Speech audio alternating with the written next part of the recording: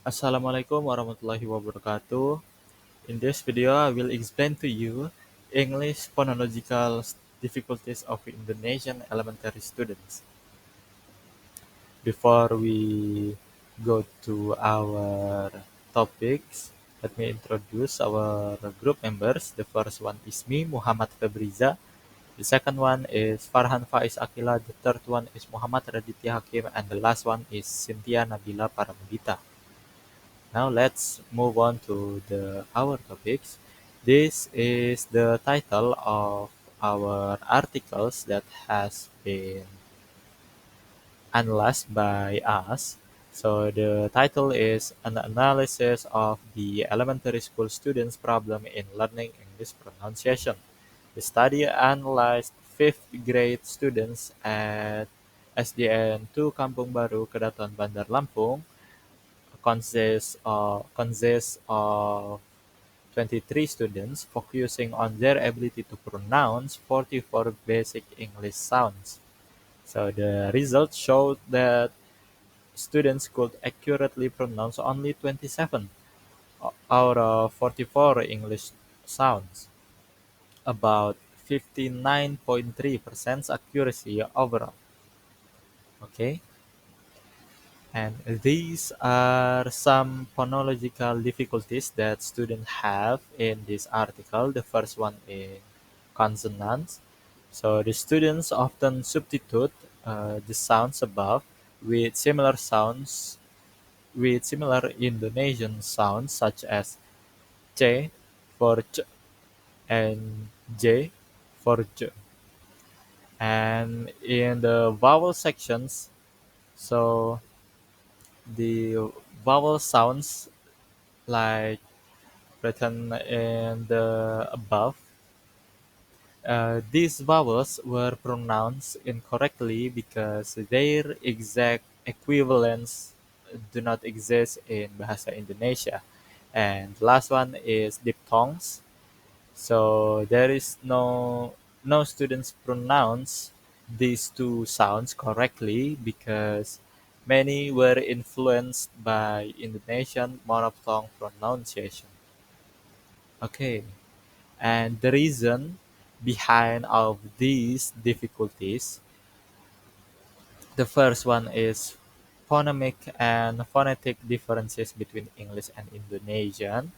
Uh, Many English sounds like written in text do not exist in Indonesian phonology, making them unfamiliar and difficult to learn. Substitution patterns will appears like this, as in the, as in thank, was replaced by t, tang, tang, and as the letter t and h, as in they, was replaced by the. So these are some example of pattern substitutions that Indonesian students uh, will do when learning English. Okay, and the second reason is negative transfer or interference from the mother tongue. According to Nunan, 1991, as cited in Gustina et al.